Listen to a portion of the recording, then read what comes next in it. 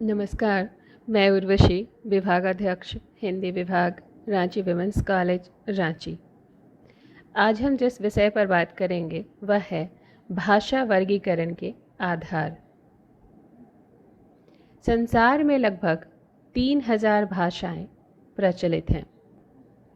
भाषाओं के इतने विशाल समूह को देखकर विद्वानों के मन में यह प्रवृत्ति सहज ही उत्पन्न होती है कि इन भाषाओं का वर्गीकरण करके इनका किस तरह अध्ययन किया जाए। भाषा वर्गीकरण के लिए 7 आधार माने गए हैं। पहला, महाद्वीपों के आधार पर। दूसरा, देशों के आधार पर। तीसरा, धर्म के आधार पर। चौथा, युग के आधार पर। पांचवा, आकृति के आधार पर।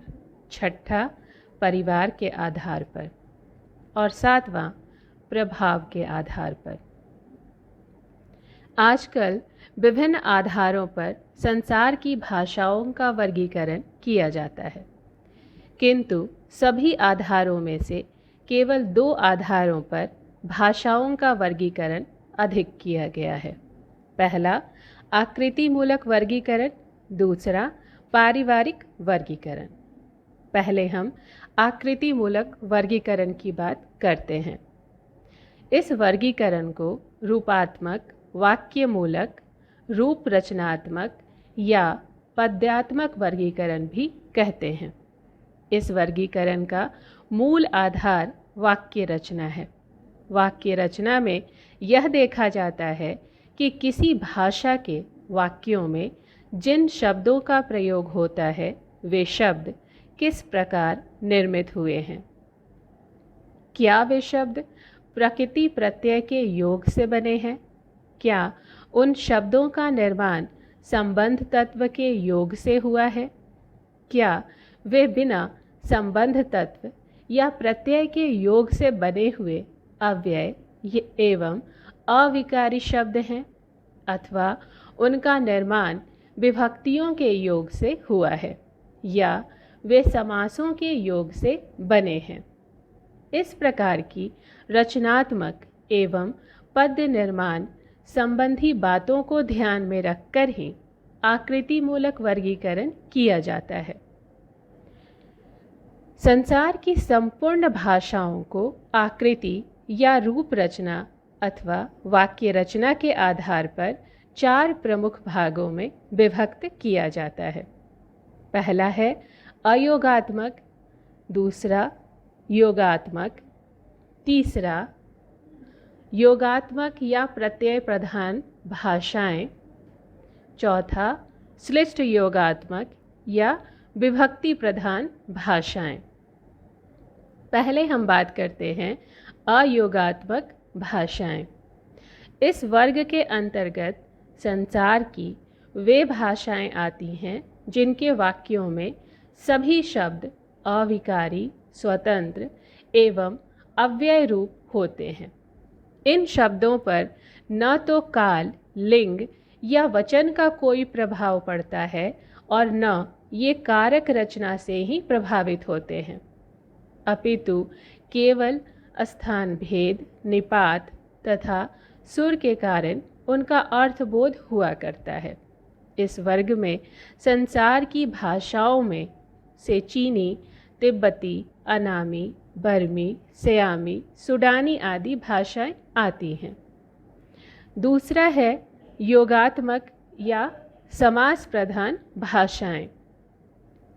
संसार की जिन भाषाओं के वाक्यों के अंतर्गत प्रयुक्त शब्दों में अर्थ तत्व और संबंध तत्व इतने घुल-मिल जाते हैं कि पृथक दिखाई ही नहीं देते और संश्लिष्टता के कारण उन शब्दों का भेद करना भी सर्वथा कठिन होता है। वे प्रश्लिष्ट, योगात्मक या समास प्रधान भाषाएं होती हैं। इन भाषाओं को 2 वर्गों में विभाजित किया जाता है, पूर्ण और अंशतः। उत्तरी दक्षिण अमेरिका, ग्रीनलैंड आदि की भाषाएं पूर्ण, प्रश्लिष्ट या पूर्णतः समास प्रधान भाषाएं हैं। अंशतः की बात जब हम करते हैं तो अंशतः समास प्रधान भाषाओं के अंतर्गत यूरोप की वास्क, भारत की संस्कृत, गुजराती आदि भाषाएं आती हैं। यूरोप की वास्क भाषा में कितने ही ऐसे शब्द मिलते हैं जिनमें क्रिया, संज्ञा, सर्वनाम आदि इस तरह गुथ जाते हैं कि उनको पृथक करना दुष्कर है। एक ही क्रिया से पूरे वाक्य का बोध हो जाता है। प्रत्यय प्रधान भाषाओं की बात करें तो इस वर्ग के अंतर्गत वे भाषाएं आती हैं जिनमें प्रकृति और प्रत्यय का योग होने पर भी दोनों का अस्तित्व स्पष्ट दिखाई देता है और वे प्रत्यय ही व्याकरणिक संबंध को सूचित किया करते हैं। यद्यपि वे प्रत्यय सर्वांगपूर्ण नहीं होते, तथापि उनका अस्तित्व यत्किंचित रूप में अवश्य दृष्टिगोचर होता रहता है। इन भाषाओं को 5 विभागों में विभाजित किया जाता है: पुरः प्रत्यय संयोगी, पर प्रत्यय संयोगी, मध्य प्रत्यय संयोगी, ईषत् प्रत्यय संयोगी, सर्व प्रत्यय संयोगी। पुरः प्रत्यय संयोगी विभाग के अंतर्गत वे भाषाएं आती हैं जिनमें प्रत्ययों का योग प्रकृति से पहले होता है और पूर्व में प्रत्यय लगाकर विविध अर्थों का बोध कराया जाता है।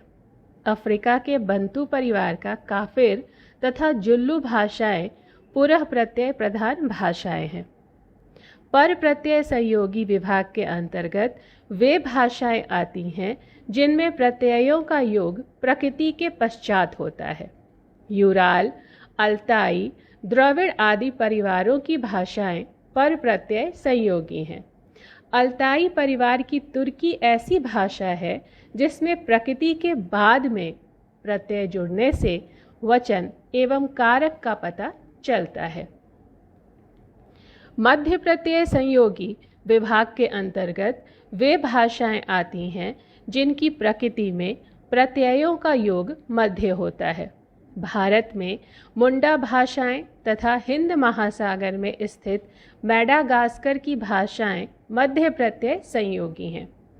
जैसे मुंडा भाषाओं में से संथाली भाषा में मंझी का अर्थ होता है मुखिया।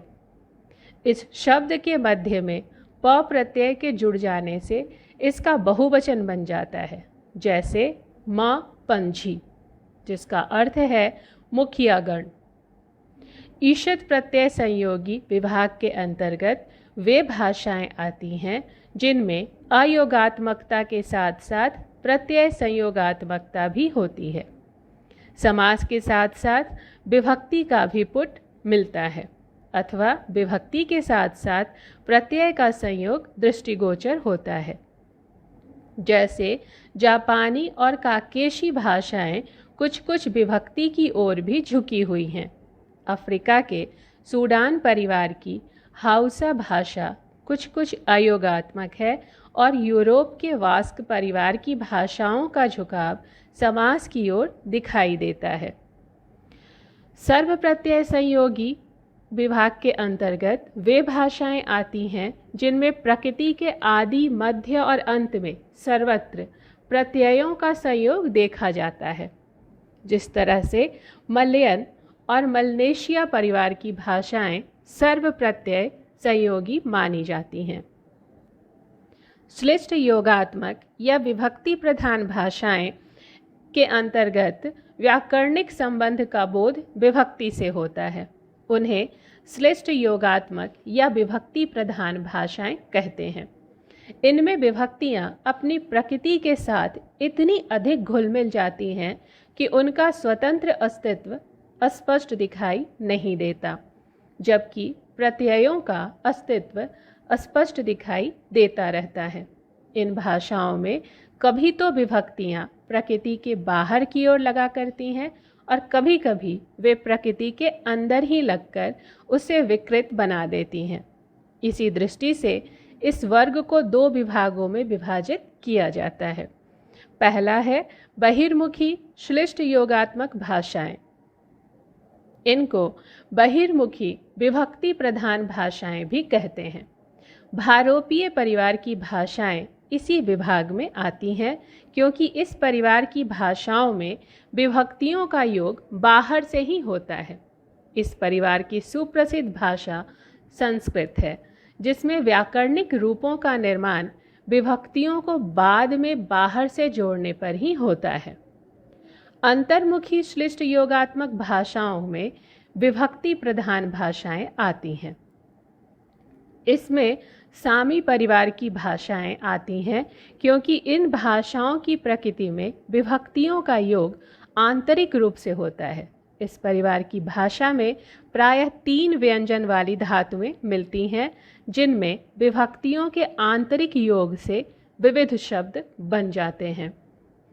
आकृति मूलक वर्गीकरण की समीक्षा करें तो इस वर्गीकरण से भाषाओं की रूप रचना को समझने में आवश्यक सहायता मिलती है, और यह भी आभास मिलता है कि अधिकांश भाषाएं संयोगावस्था से वियोगावस्था की ओर अग्रसर हुई हैं, परंतु इस वर्गीकरण के दोष अधिक हैं, जिन्हें हम देखें। पहला है कि यह वर्गीकरण अत्यंत स्थूल है और इसमें प्रायः किसी एक लक्षण की प्रधानता पर भाषाओं को किसी एक वर्ग में रखा गया है, परंतु उन भाषाओं में और लक्षण भी मिलते हैं, जैसे तुर्की, काफिर, कन्नड़ आदि भाषाएं अश्लिष्ट योगात्मक या प्रत्यय प्रधान भाषाएं हैं। दूसरा है कि भाषाओं के इतिहास से यह विदित होता है कि अधिकांश भाषाएं जो पहले योगात्मक थीं, वे ही कालांतर में अयोगात्मक होती गई हैं। संस्कृत और प्राकृत से विकसित हिंदी तथा अन्य लोक भाषाएं इसका ज्वलंत प्रमाण है। अतः जब एक भाषा की रूप रचना ही कालांतर में परिवर्तित होती रहती है, तब उसे किसी एक वर्ग की भाषा मानना पूर्णतया अवैज्ञानिक है। तीसरा है कि आधुनिक भाषा वैज्ञानिक अब इस निष्कर्ष पर पहुंच गए हैं कि अधिकांश भाषाओं का विकास धातुओं से हुआ है, परंतु इस आकृति मूलक वर्गीकरण से तनिक भी यह बोध नहीं होता कि किसी भाषा में पहले कभी धातुओं का भी प्रयोग होता था। चौथा है कि कतिपय प्रत्ययों एवं विभक्तियों के इतिहास का पता लगाने पर ज्ञात होता है कि पहले ये प्रत्यय एवं विभक्तियां स्वतंत्र शब्दों के रूप में प्रचलित थीं।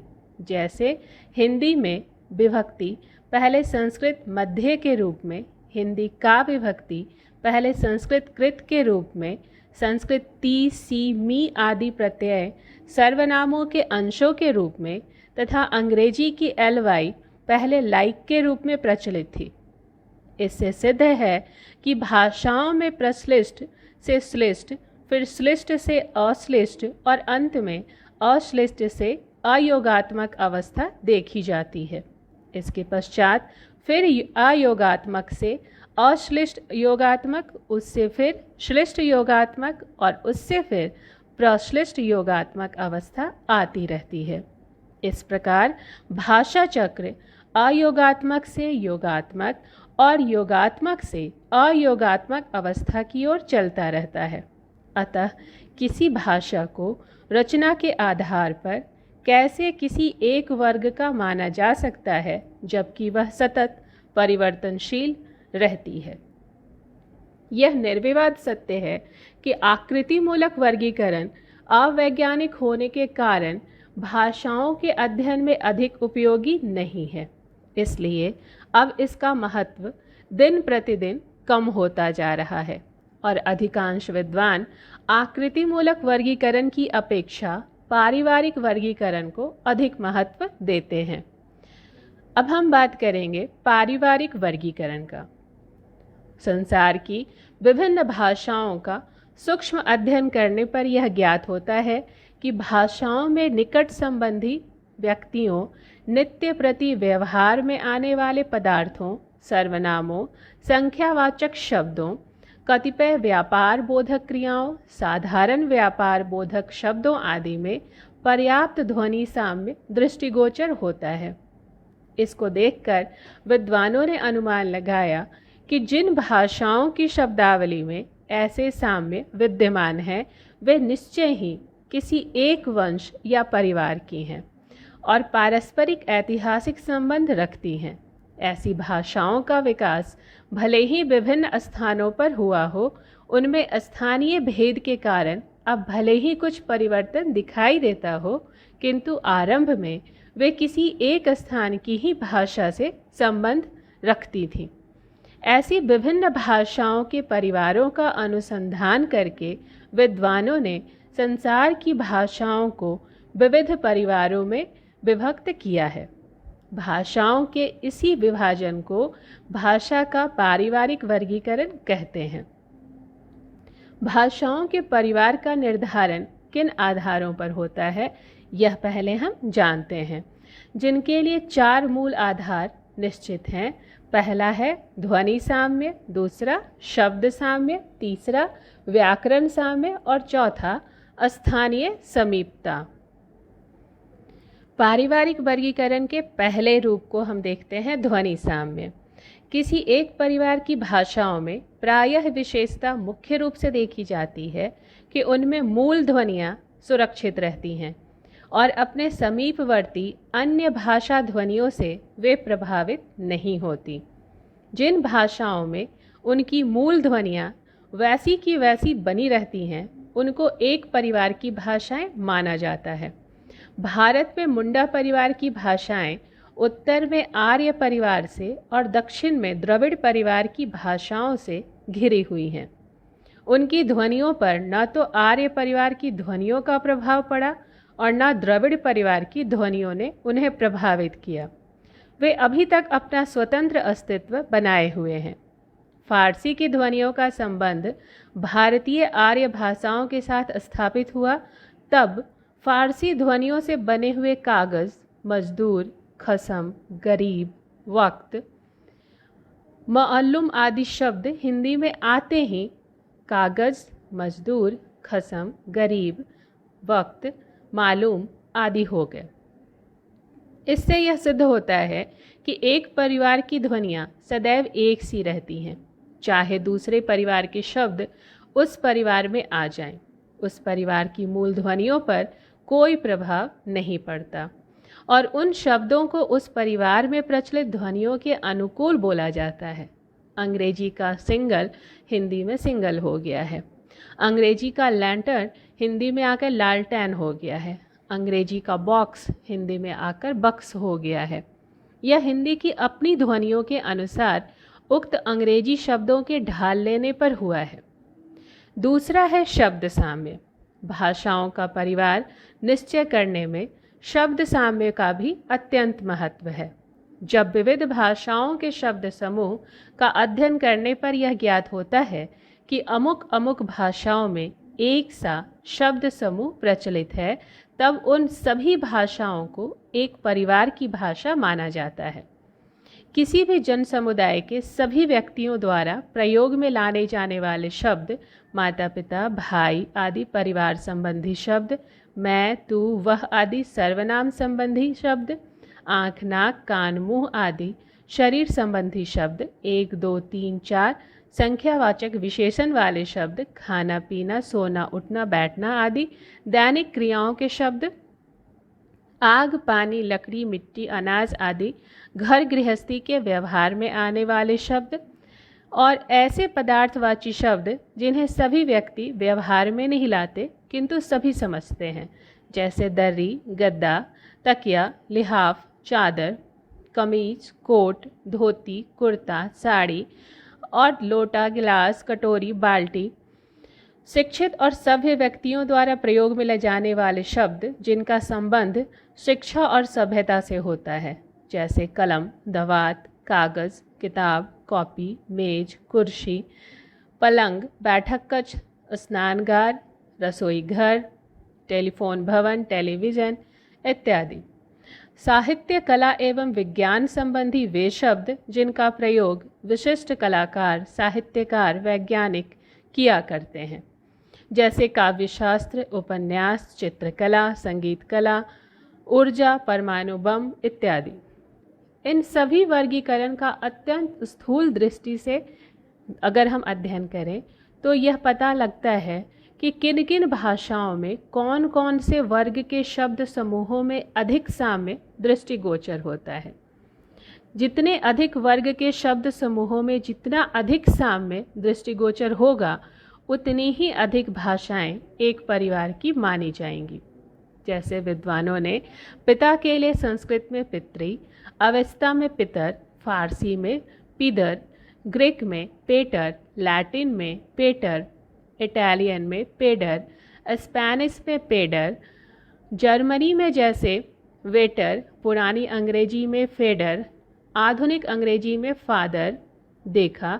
ऐसे ही संख्यावाचक विशेषणों में से 7 के लिए संस्कृत में सप्त, फारसी में हफ्त, ग्रीक में हैप्टा, लैटिन में सैप्टम, फ्रेंच में सैप्ट, स्पेनिश में सैट, गाथिक में सीवन, जर्मन में सिबन तथा अंग्रेजी में सेवन शब्द देखा गया।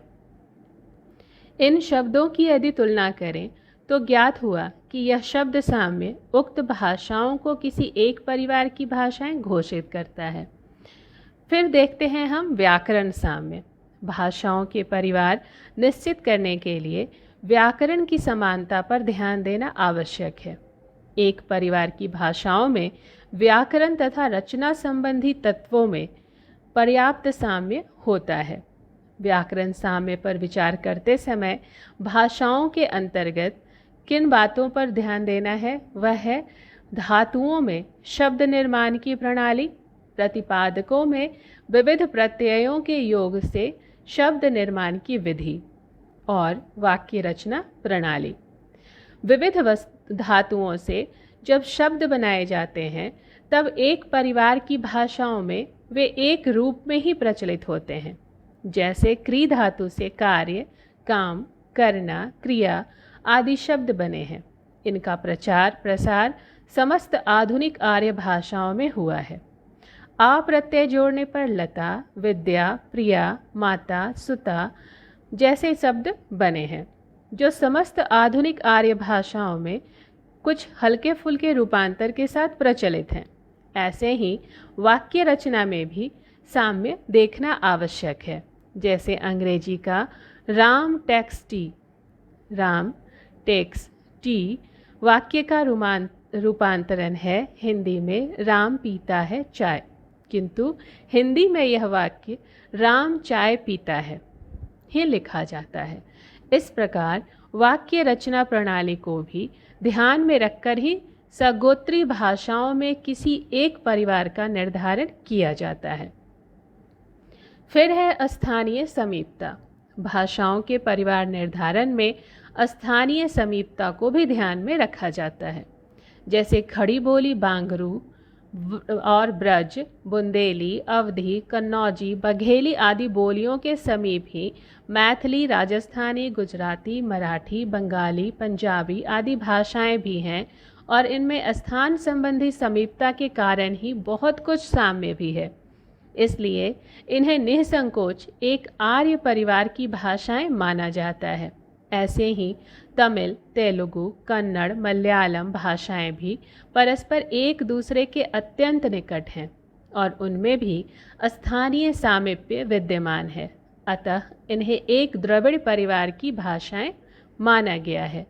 उत्तरी और दक्षिणी अमेरिका की भाषाओं में भी स्थानीय समीपता को ही ध्यान में रखकर मुख्यतः उन्हें एक परिवार की भाषाएं घोषित कर दिया गया है, जबकि उनमें पर्याप्त विभिन्नता है। अतः स्थानीय समीपता को भी पारिवारिक वर्गीकरण का एक आधार माना जाता है। इस तरह से हम भाषा के वर्गीकरण को समझ सकते हैं। धन्यवाद।